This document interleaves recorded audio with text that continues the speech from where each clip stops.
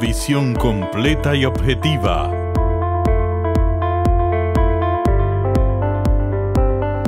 Del acontecer mundial. Presentamos Geopolítica con Nelson Encarnación. Buenos días, amigos y amigas. Gracias por estar con nosotros para la entrega de este domingo de Geopolítica. Ya le dimos la vuelta al calendario y ya de nuevo es domingo. Así que gracias por estar con nosotros para este compromiso, recordando por todas las plataformas, cuentas de internet, cuentas de redes sociales, etcétera, de Teleimpacto, y también en las cuentas del programa y personal mía como de Leandro. También el audio en Samantha Radio Online del querido compañero y amigo Alan Vargas. Hoy tenemos muchos temas, naturalmente, con una mayor visión en el exterior por todo lo que está pasando en el mundo.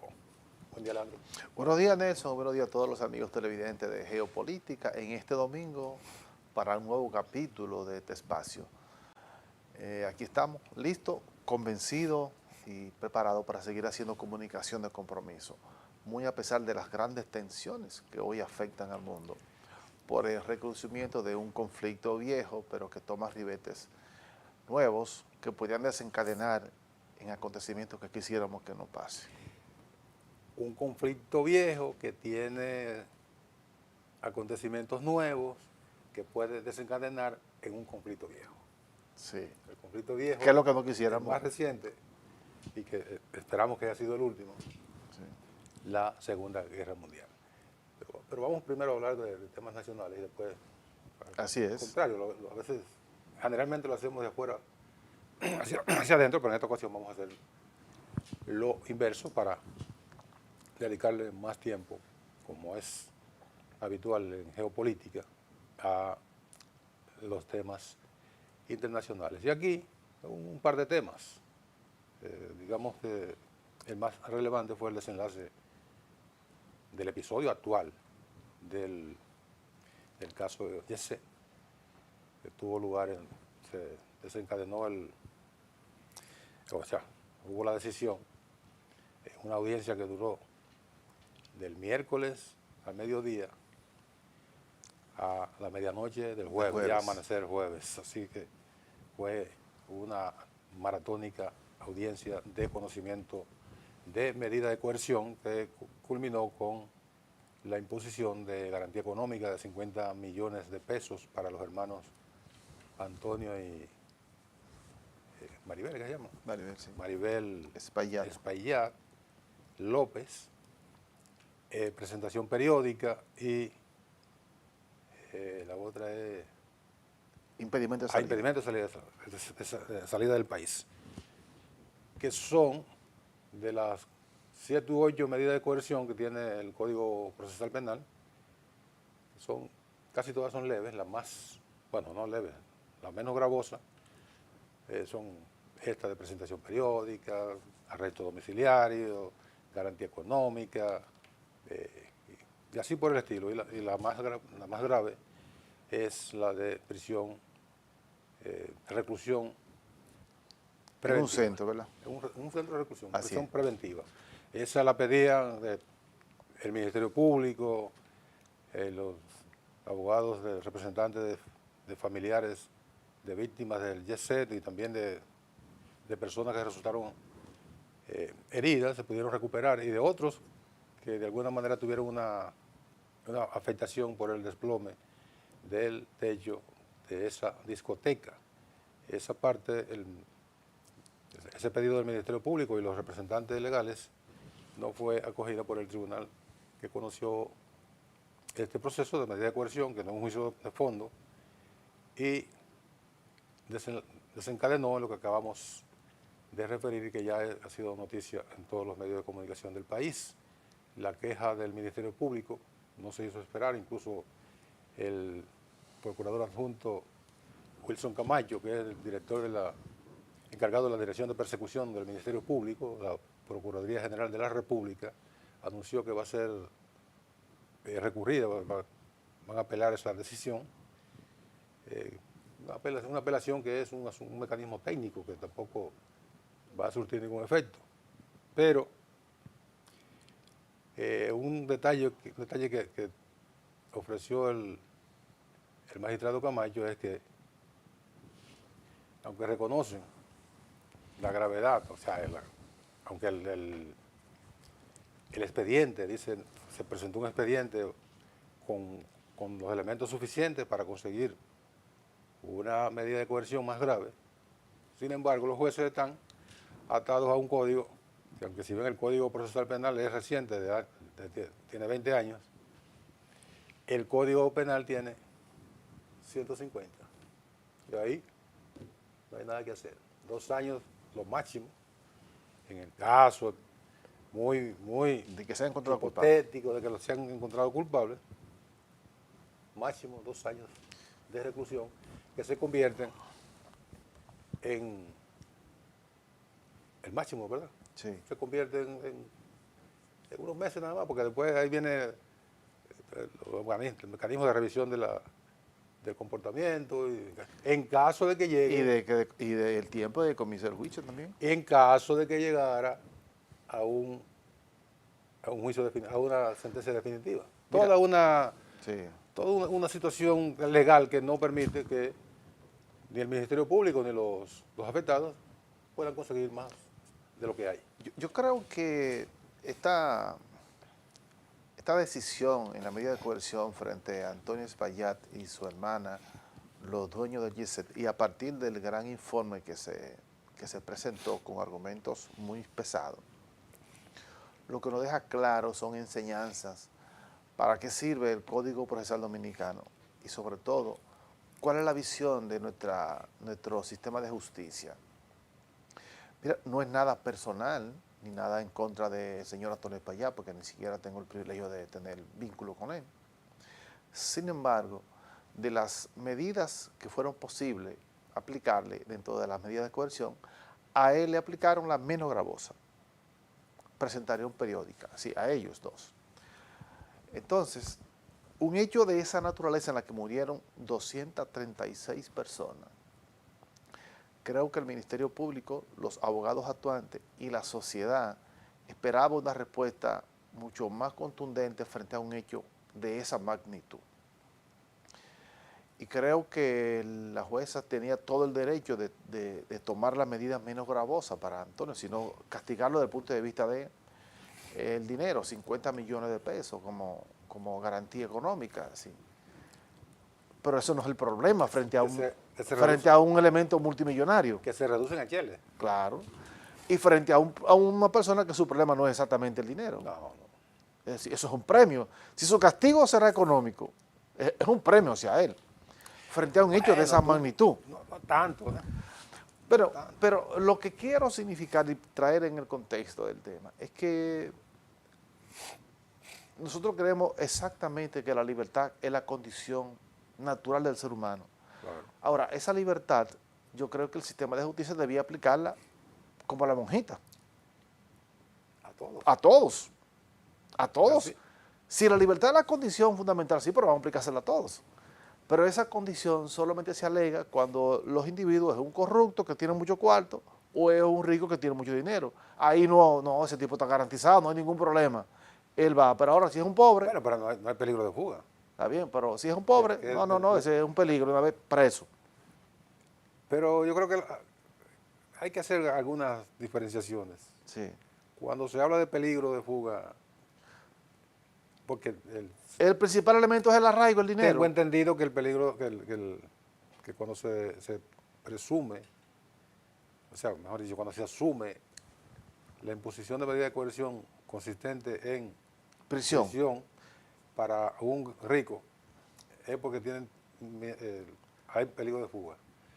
Para un pobre, es porque de un delincuente, digamos, un delincuente...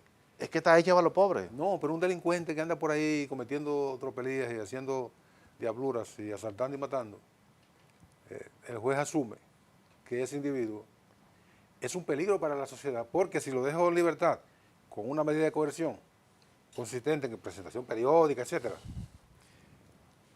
¿quién le impide seguir haciendo sus diabluras en contra de la sociedad? Igual que los otros también. Y al rico, Sí. le asumen que no se va a evadir, no va a escapar del país, porque tiene intereses Sí. económicos que lo Pero hagan. puede Y no hay presionar, nada que pero tomar. puede presionar a otro. Y ese es un elemento fundamental que también hay que Pero tomar eso en lo puede cuenta. hacer desde la cárcel. Bueno, pero de lo O mismo. no conocemos casos de la cárcel de Sí. delincuentes Bueno, que pero manejan. el hecho es cierto que el código está hecho para los pobres, para castigar a los pobres, no para aplicar justicia. Está clarísimo eso. Lamentablemente es el código que hay. Claro. Pero el código está hecho para eso. Pero bueno, lo importante es que eso ha llegado a un escenario que en otro momento ni se llevaba a la justicia. En otro momento. No, eso se arreglaba en el camino. Claro. Sí, por lo menos eso es un aliento. Anteriormente eso se arreglaba y llegaba ahí, papá, ya no. Ahora, la incorporación del desarrollo tecnológico en los grandes medios de comunicación, en las redes sociales, ya hoy las cosas, la invisibilización de las cosas ya no es posible, ya todo es público, ¿eh? Porque es una presión de afuera hacia adentro. Sí, y yo creía, y leía algo hace mucho tiempo sobre la capacidad de la presión de los medios hacia las decisiones judiciales. Claro. Eso es importantísimo. Yo creía que iban a terminar con una medida de coerción, con una privación mínima de libertad, aunque sea mínima, aunque sea domiciliaria, pero, bueno, pero no lo hicieron. Yo pensaba, cuando discutíamos aquí en el programa de la mañana, yo le decía a los compañeros, mira, a lo sumo, a lo máximo que puede llegar el juez, es una prisión domiciliaria. Sí. Ahora yo le decía, y lo reitero aquí, que una prisión domiciliaria sería solamente una medida técnica. ¿Por qué?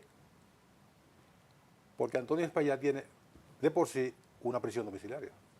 ¿O tú crees que él va a los restaurantes? No. ¿O tú crees que él va a una...? No. ¿O tú crees que Antonio Espaillat y su familia... ¿Se andan pavoneando por la calle? No. ¿O pueden abrir nunca más un centro de espectáculo? No. Mira, y ¿quién va a ir? Y tú sabes que esa era mi preocupación, que los afectados, que son miles de personas, miles de familias en República Dominicana. Son cientos, pero es que eso se irradia por todo. ¿Cómo se llama? El epicentro. Sí. El epicentro son 238 familias, más 180. Pero la irradiación es inmensa. Es nacional. Es una tragedia tan grande que afecta de manera extraordinaria a la propia familia, dueños del YC. Claro. A ellos son tan afectados, aunque no hayan muertos de ellos, pero eso lo va a cargar para toda la vida. Oye, eso nadie puede resarcir lo que... Sí, no, es imposible. Esa es una carga tan pesada para el sufrimiento de esa gente, sobre todo, con la posibilidad que no le iba a afectar en nada que ellos pudieran cerrar eso sin que llegase a ese elemento. Yo sé que eso lo martilla y le da en la cara a ellos. Oye, si existiera, eso existe en Hollywood. Sí. La máquina del tiempo. Sí. En Hollywood. Si pudiese existir de manera real una máquina del tiempo, Antonio Espaillat regresaría el tiempo al día 7, al día 6 de abril. Sí, parar esa vaina, desmantelar a eso. Claro, ese hubiese sido su mayor deseo. Sábado 6 de abril. Porque el domingo era 7, la tragedia ocurrió el 8. Si él pudiera regresar el tiempo, volvería al 6 de abril. Pero no es posible. No, claro. Entonces es una carga. También alguien puede decir, qué bien. No. Es bueno teorizar tú estando aquí arriba en la tierra. Y Antonio Espaillat está, afortunadamente, está sobre la tierra. Sí.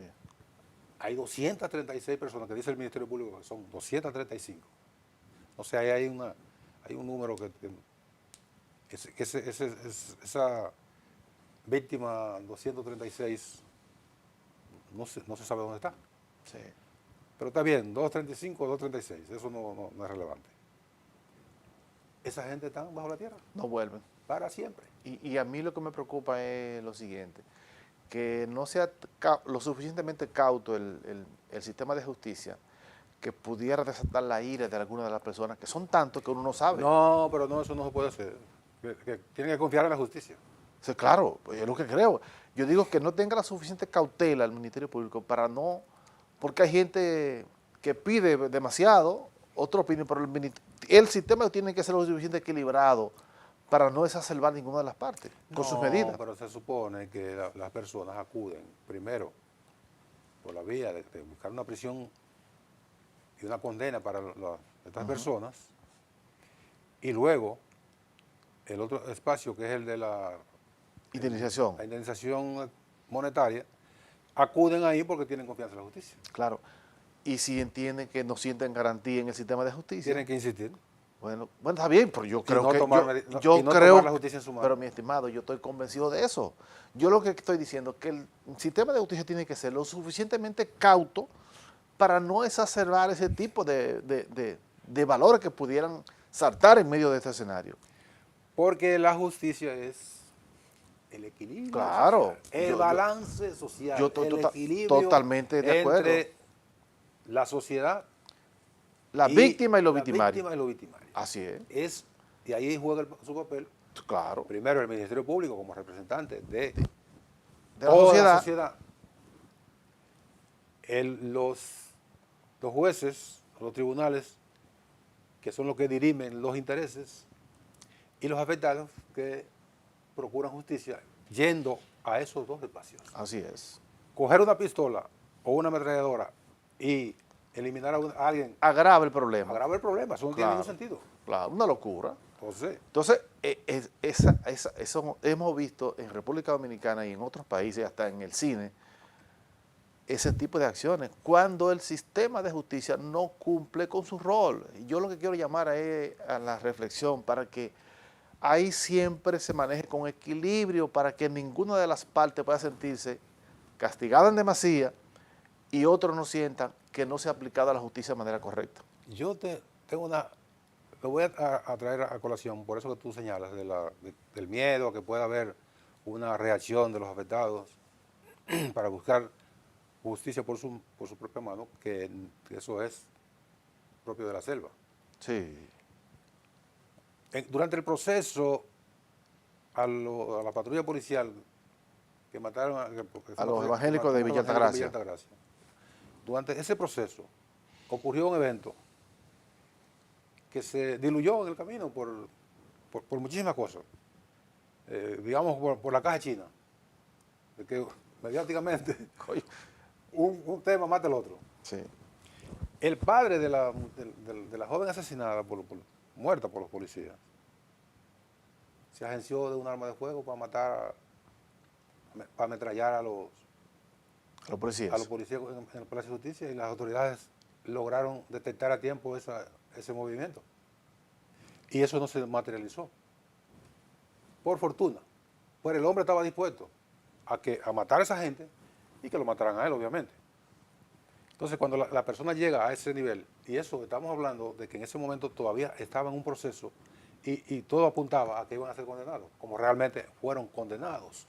Pero el hombre comenzó a perder confianza en la justicia. No se sintió satisfecho con lo que hizo, porque ahí se comenzaron medidas de 3 meses de medida de coerción. En ese momento. Pero es un tecnicismo. Está bien. No lo pusieron en libertad. No, pero yo lo que quiero... Y están condenados. Lo que quiero significar, hermano Nelson y televidente, es que ahí es que el sistema de justicia debe jugar su rol de ser lo suficientemente equilibrado para que ninguna de las partes pueda exacerbarse en sus sentimientos, en sus posibilidades, ¿sí? Que se sienta confiado en la justicia.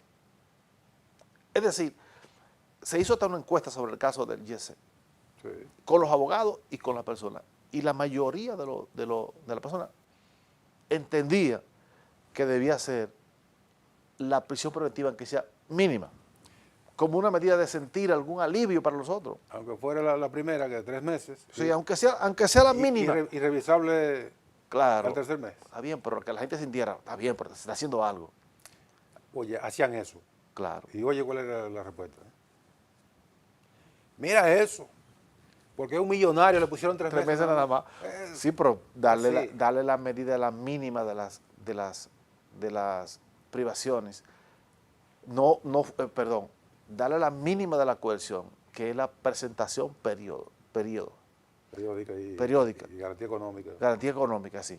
No tiene ninguna privación, Impedimento de salida. no hay ninguna privación. No, porque no tiene ni siquiera grillete, Bueno. que no puede salir de la ciudad. Ok. Pero ya yo te estoy diciendo, Antonio Espaillat está recluido entre su casa De por sí. y su empresa. De por sí él tiene una prisión Tiene domiciliaria. una coerción. De medida coerción, manera de prisión. automática tiene una prisión Claro, casi preventiva. de prisión domiciliaria, olvídate de Sí. eso. Además, la prisión que tiene en la cabeza es peor todavía. No, eso es insalvable. Vamos a la pausa y regresamos de inmediato.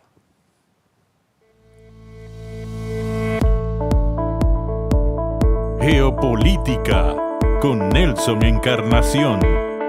En breve, volvemos.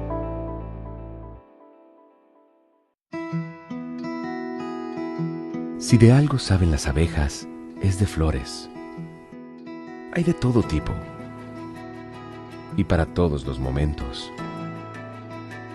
Lo importante no es solo su color, tamaño o forma, sino lo que hace sentir cada una. Y para esos sentimientos trabajan. Igual que el Banco Central, que trabaja para hacer florecer la economía y que sientas estabilidad. Para ese sentimiento de tranquilidad. Para ese sentimiento de crecimiento y desarrollo. Para que la primavera llegue a todos los sectores y los planes de muchos den grandes frutos. Banco Central de la República Dominicana, 75 años trabajando por una estabilidad que se siente. Hola, soy la República Dominicana. Soy el merengue que mueve tus pasos y la bachata que despierta tus recuerdos. Soy la tambora que late con el corazón del pueblo. Soy el sabor de un sancocho compartido. El azul que abraza la bahía de Samaná con sus majestuosas ballenas y las aguas cristalinas que besan las arenas de Cabo Rojo. Aquí, el turismo no es solo un destino, es un ritmo, un llamado a descubrir, a respetar, a sentir.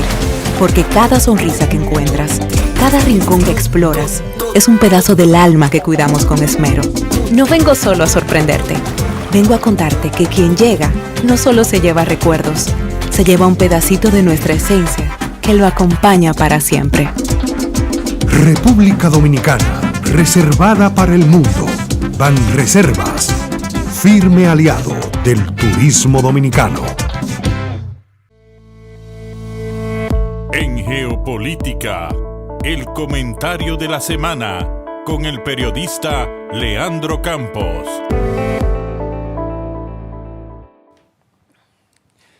Seguimos en Geopolítica de este día. Hoy es domingo, así que cójalo tranquilo.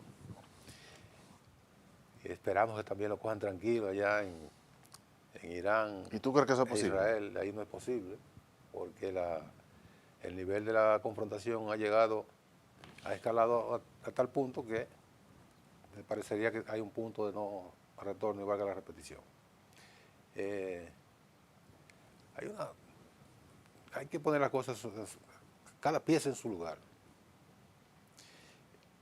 El discurso que se enarbola en Estados Unidos, en Europa y otras partes del mundo, relacionado con el conflicto en esa parte del mundo, del Medio Oriente y parte de Asia, y África, porque hay que decir que Israel está en África. Irán está un poco En Asia. en Asia y un poquito el Golfo, pero el Golfo tiene menos el Golfo que lo que tiene en Asia. O sea, que el conflicto está involucrado a dos continentes. Entonces, cuando se analiza la cuestión fuera de ese ámbito, ¿cuál es la conclusión a que arriban esos analistas, observadores, como le llaman, de Occidente? La agresión iraní. La inversión totalmente del escenario. Hoy hay ese cruce de de misiles, y la incursión aérea de Israel y todo lo demás, porque hay un viernes 13, viernes 13, porque hay un viernes 13 cuando se produjo el bombardeo de Israel contra Teherán y otras partes de Irán. Si no existiese ese viernes 13, no habría la semana siguiente y los días posteriores en que ha escalado el conflicto al nivel de una destrucción impresionante de infraestructura y de muertos, pero sobre todo, primero los muertos, que es lo que más pesa, pero sobre todo, pero también sobre eso, la destrucción de infraestructura en ambos lados. Porque otra cosa de la narrativa es que solo presentan la destrucción en Irán. Y la destrucción de edificios, edificaciones oficiales, edificaciones civiles, instalaciones en Israel, es impresionante. No me vengan con el cuento de que Israel ha tumbado todos los misiles que le ha tirado Israel, que le ha tirado Irán.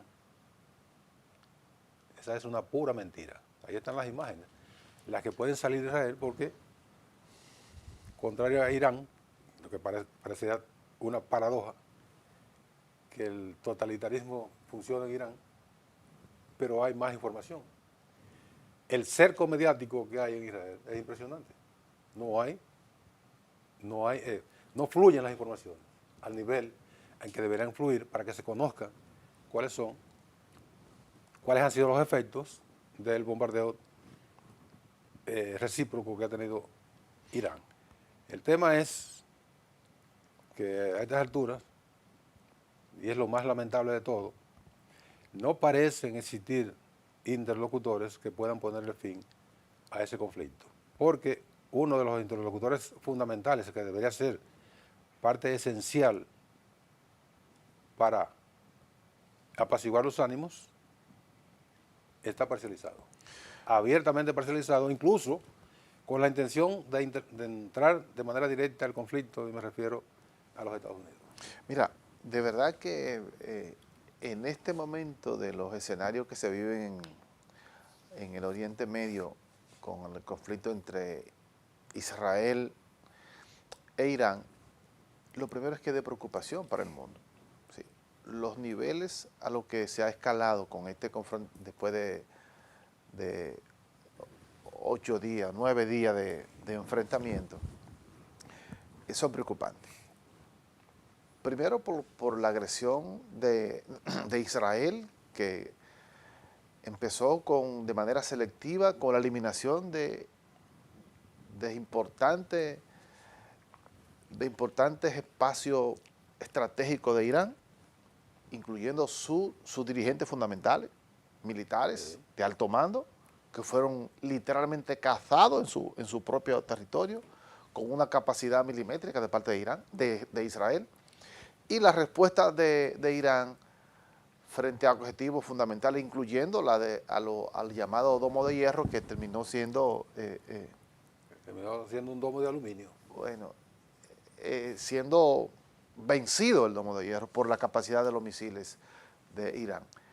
Y grandes destrucciones, el aeropuerto, bases militares, el centro de pensamiento de Israel. El edificio de Mossad. Sí, y recientemente un hospital especializado para la guerra que tenía Israel. Que es lamentable porque es un hospital, pero, sí, pero también del otro lado hay hospitales. Sí, de todo. La televisión iraní la explotaron de un solo... en vivo se vio eso. Es decir, y sobre todo el mundo no conoce la dimensión de lo que ha pasado ni en Irán ni en Israel. No. Todavía el mundo desconoce porque apenas tiene idea de lo que ahí pudiera estar pasando. Lo que sí tiene claro es que según la escalada que se ha dado, esto podría expandirse hacia otro escenario que no quisiéramos.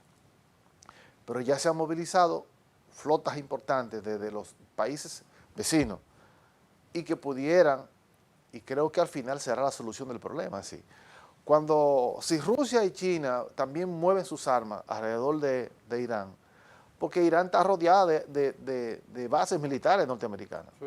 Toda la zona de Irán, si llámese en Qatar, donde está la base fundamental de los Estados Unidos del Oriente, en Arabia Saudita, en todo, en Jordania, hasta en Turquía, que tiene 4 bases militares los Estados Unidos.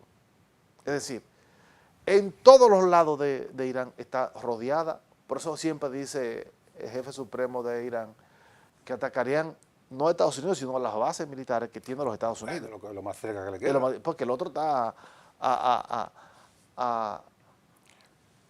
12.000, 15.000 kilómetros. Está a tiro de un misil intercontinental. Es decir, no es tan fácil. No lo tiene ni Israel, ni lo tiene Irán. Claro. Teóricamente. Bueno, entonces el conflicto está, lo que quisiéramos es que no se expanda a ningún país. Pero ojo con esto. Y por eso creo que la solución no está todavía en ese problema. Yo pienso que se va a agudizar un poco más, porque al final, y esta es mi conclusión sobre ese hecho, la actuación de Israel no radica en la lucha contra las posibles armas nucleares que tiene Irán. Yo creo que Israel no actúa solo, actúa por mandato y complicidad de los Estados Unidos.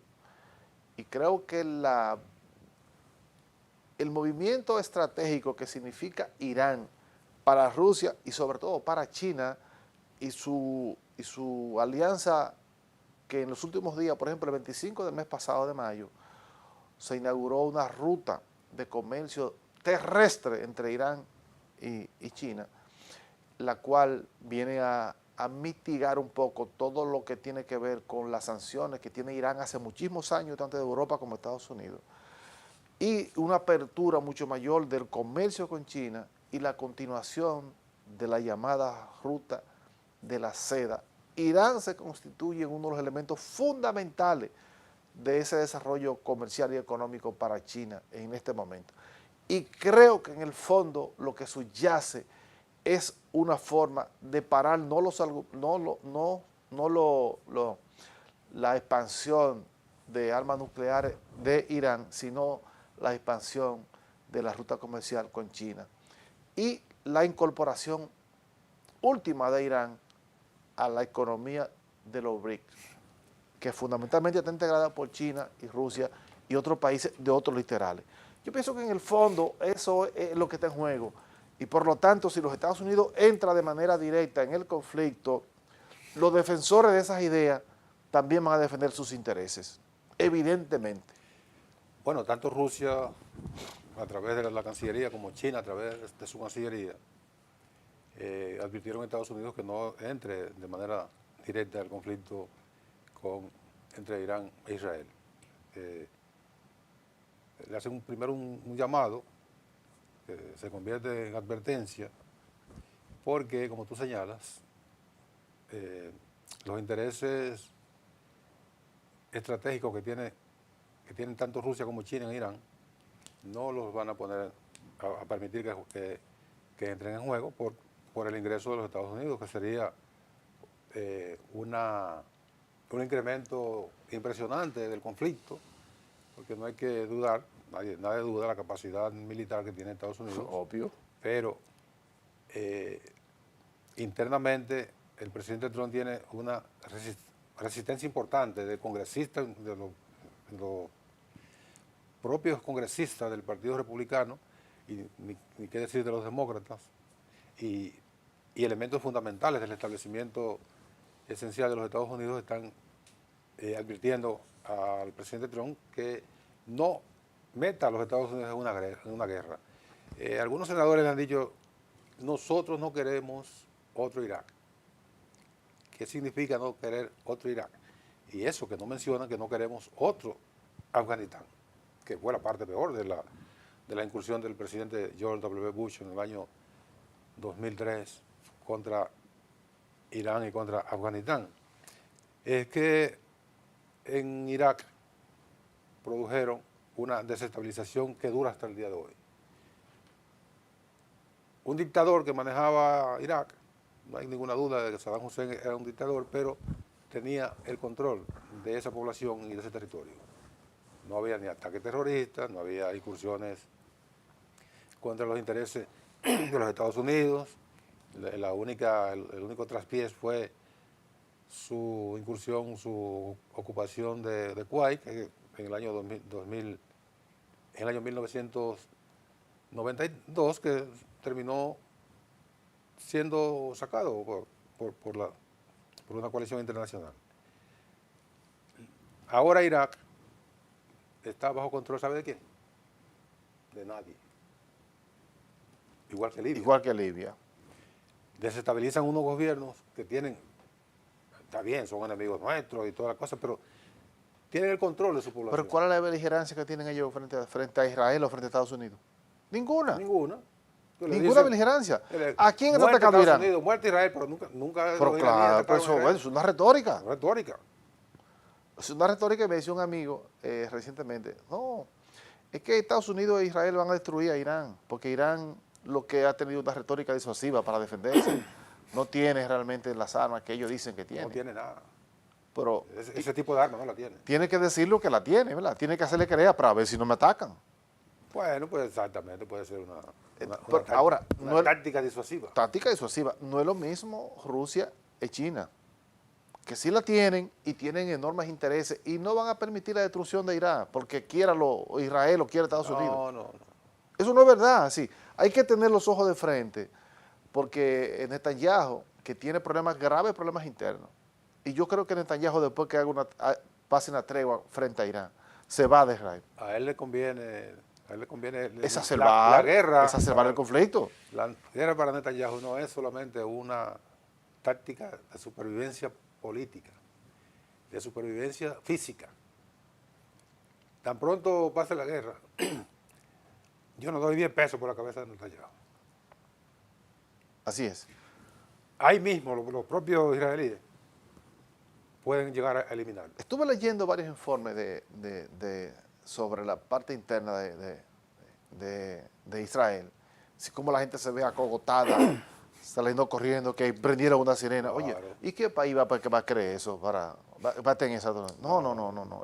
Es una irracionalidad, porque además, ¿cuál es el problema que le está creando Irán a Israel? Ninguno. Israel vive en su país. O que dicen que hay que destruir a Israel. Pero decirlo. Pero bueno, ¿por dónde está? Eso es retórica. ¿Dónde están las acciones? Claro. ¿Cuáles son las cosas que está haciendo? O que arman A los hutíes y a... hutíes, que arman a los... Pero a las ¿cuál es la Hamas, capacidad que tiene eso de enfrentar a Israel? Ninguna. Que arman a la Hezbollah, todas estas tonterías que son que Estados Unidos, o sea, el apoyo que tiene Estados Unidos para Israel es 1000 veces mayor a lo que pueda proveer Irán a esos grupos. Que Irán está enriqueciendo uranio y va a tener armas nucleares. Hoy Israel no la tiene. Dicen que no la tienen. ¿Quién? Claro que la Israel tiene. nunca lo ha admitido.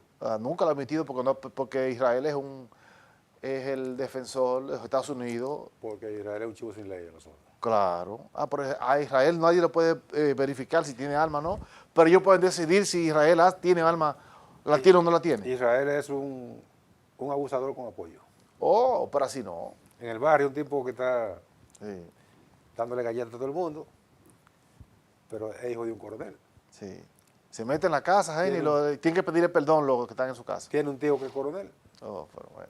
y tiene un hermano que es mayor del ejército, de la policía. Entonces el tipo está apoyado. Así. Hace lo que le dé la gana, le da galletas, te da una galleta a ti. Y yo tengo que pedirte perdón. Oye, escúchame, que fue que se puso en mi cabeza ahí. Excúsame, sí, pues. Usted tiró la mano para Sí. distraerse. Y yo estaba ahí, mi cara estaba ahí. Sí. Entonces el abusador del barrio, apoyado por los grandes. Y así, el mundo no puede funcionar de esa manera. No, claro que no. El mundo tiene que tener cierto orden, que se trató de, a propósito de cierto orden. ¿Y dónde está una cosa que se llama la ONU? Tú sabes que Chávez dijo en el 2004 que tú eras una entelequia. Entonces hay que refundarlo. Eso hay que refundarlo. Esto solamente sirve para para justificar los desmanes de los países que la gobiernan, de los jefes de esta vaina. Para tener muchísima gente ganando buenos salarios, dispersos por el mundo. Porquería. ¿No? Es una porquería. ¿Para qué sirve la ONU? Para nada. Vamos a la pausa.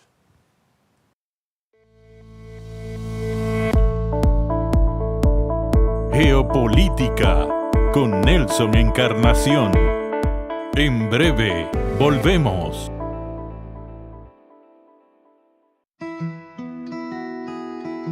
Si de algo saben las abejas, es de flores. Hay de todo tipo y para todos los momentos. Lo importante no es solo su color, tamaño o forma, sino lo que hace sentir cada una. Y para esos sentimientos trabajan. Igual que el Banco Central, que trabaja para hacer florecer la economía y que sientas estabilidad. Para ese sentimiento de tranquilidad, para ese sentimiento de crecimiento y desarrollo, para que la primavera llegue a todos los sectores y los planes de muchos den grandes frutos. Banco Central de la República Dominicana, 75 años trabajando por una estabilidad que se siente.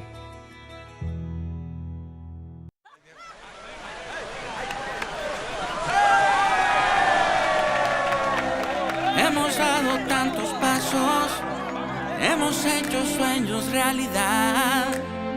En cada esquina de esta tierra, ¡me voy por Nueva York! Vemos toda la felicidad. Oh, oh, oh. Siempre le damos para allá. Equipo que no se rinde, gente buena que nada más. En cada esquina de esta bella tierra, la solidaridad es nuestro aliento. Tendiendo la mano, construyendo nuestros sueños. Es que los dominicanos siempre le damos para En Banreservas ponemos el corazón en el crecimiento de nuestra gente, comprometidos en todo momento y ocasión en ser el banco de todos los dominicanos.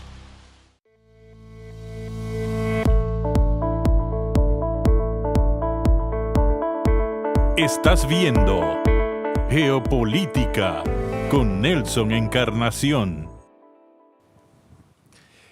Bueno, amables televidentes, a la recta final de Geopolítica de este día, tenemos que continuar en la geopolítica.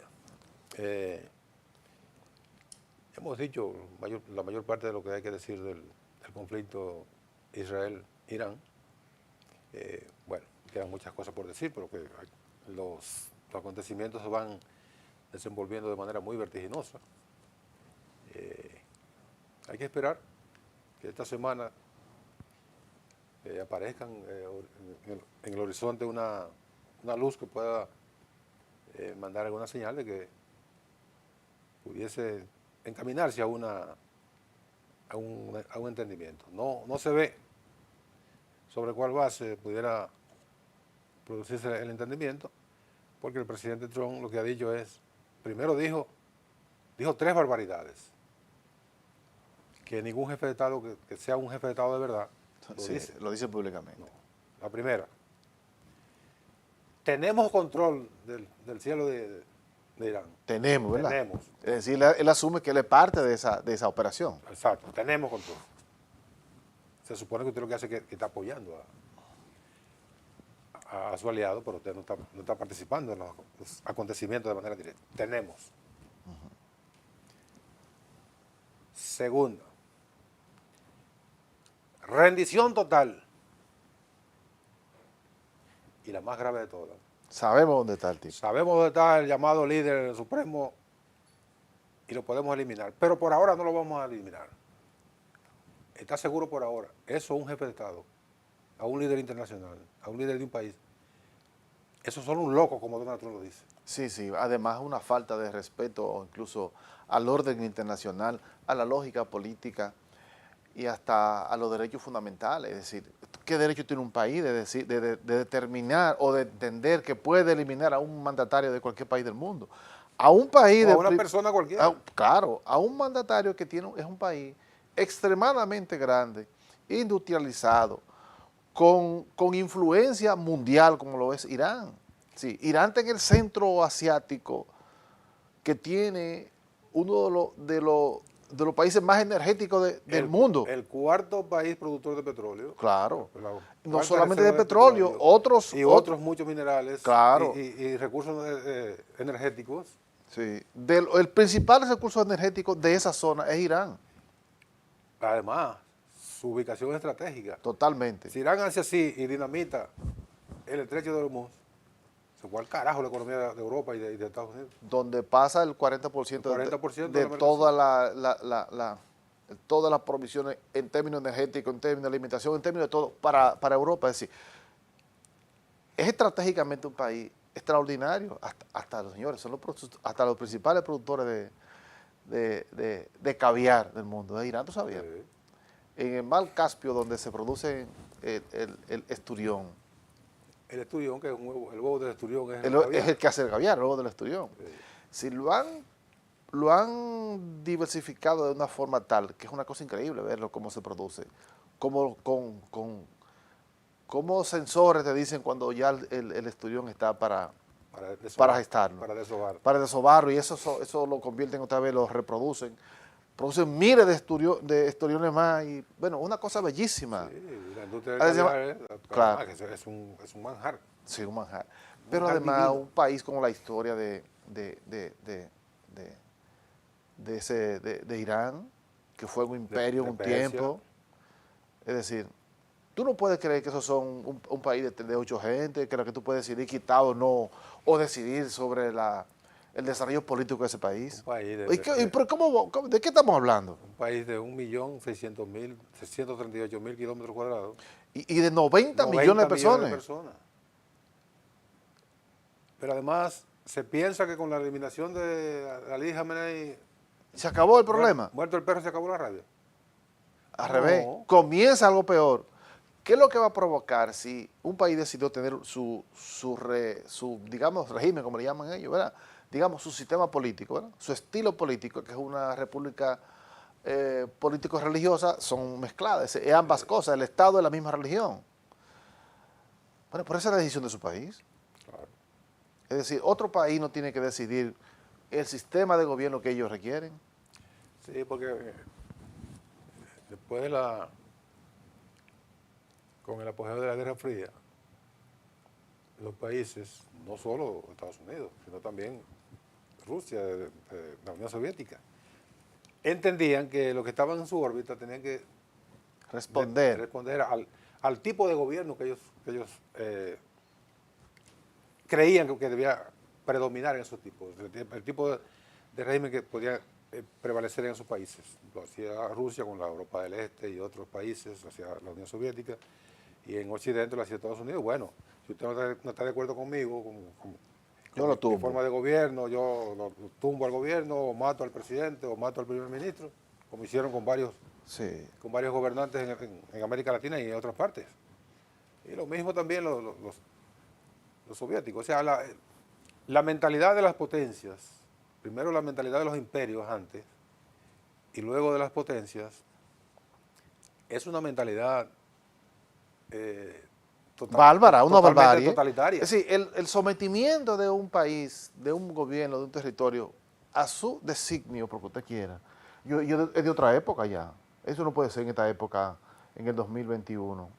Que usted decida lo que un país u otro tenga que hacer. Es un pensamiento totalitario, supuestamente democrático interno, pero hacia afuera es totalitario.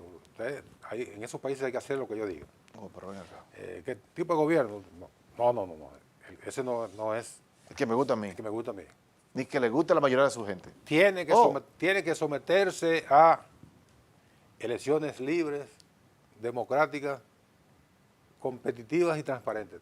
Esa basura, sobre esa basura es que se han pasado la vida obligando a los países a alinearse con el tipo de gobierno o el tipo de régimen que ellos entienden, y la potencia no tiene ningún derecho a obligar a los países a ajustarse a un tipo de gobierno como entiendan que debe ser. Sino como ellos decidieron hacerlo. Sí, están amparados en una constitución, en un Estado de Derecho para ellos. Es decir, lo que hay que respetar son las reglas. Y el mundo, por eso tú decías ahorita, ¿Y dónde está la llamada Naciones Unidas? Si el mundo, Naciones Unidas la crearon en 1948 para que exista la coexistencia pacífica de los pueblos, básicamente después de la Segunda Guerra Mundial. Y sobre todo, lo que hay que respetar las reglas que son comunes a todos los países. Claro. Y una de esas reglas están fijadas en el comercio, en la energía atómica, en los sistemas de salud, en todo. En la cooperación. Claro, la cooperación, claro, con reglas claras, sí, no es la regla que yo quiera. La regla que yo quiera es para el sistema mundial, ¿verdad? Pero no para el sistema interno. Pero hay que ponerse en el otro costado e imaginar cuál sería la reacción del mundo si Ali Jamenei hubiese dicho: nosotros tenemos conocimiento cuál es el movimiento del presidente Trump cuando sale del país y podemos tumbar el avión. Air Force One. Lo vamos a bombardear. ¿Ustedes se imaginan lo que hubiera pasado? Claro. ¿Cuál sería la reacción del mundo? Pero además, ¿cómo un país puede estar a merced de cualquiera que quiera? Lo puedo matar. Entonces el mundo se convirtió en un caos. Porque si fuera así, todos los presidentes están en peligro. Todos están en peligro, todos se mueven. Claro, todos tienen movimiento, y se montan en aviones, se montan en barcos, se montan de todo. No, la regla tiene que estar muy clara. Es decir, Usted mata a un general en una guerra, bueno, el general estaba expuesto ahí. Pero un líder civil, que no es ni siquiera un líder de política, un líder religioso. ¿Sabe lo que significa imán en el Corán? Imán es el que sigue después del ayatollah. Ali Jamenei es imán. ¿Sabe lo que significa imán? Para los que no lo saben y para los que quieran entender, y otros lo que saben, yo se lo recuerdo, que imán significa la persona que dirige la religión, que dirige el culto del Islam, en el islamismo. Esa es la persona que... Un imán es un líder religioso, no es un líder militar, ni es un líder político. Ni beligerante. Ni beligerante. Religioso.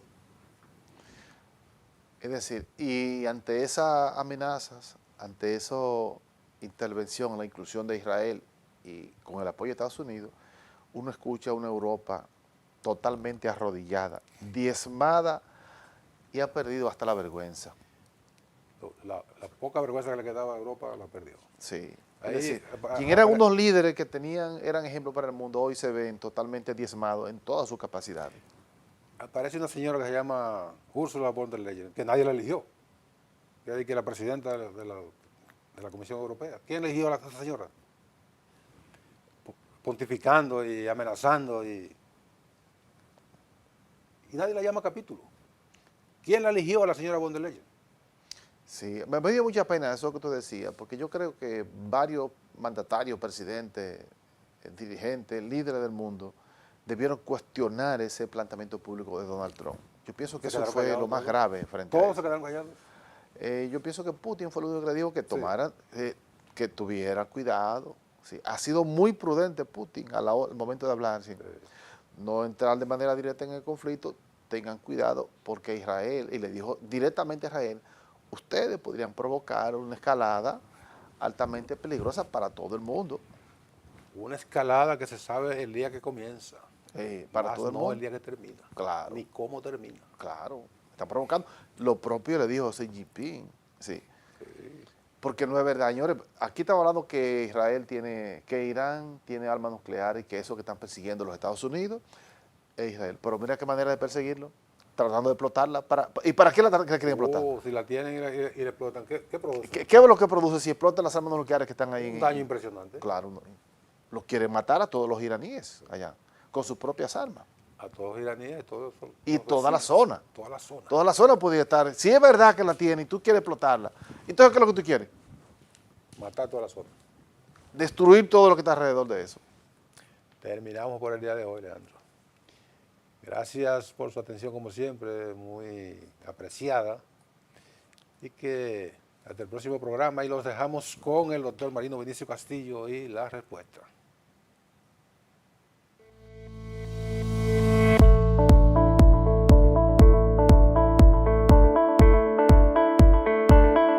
Una visión completa y objetiva.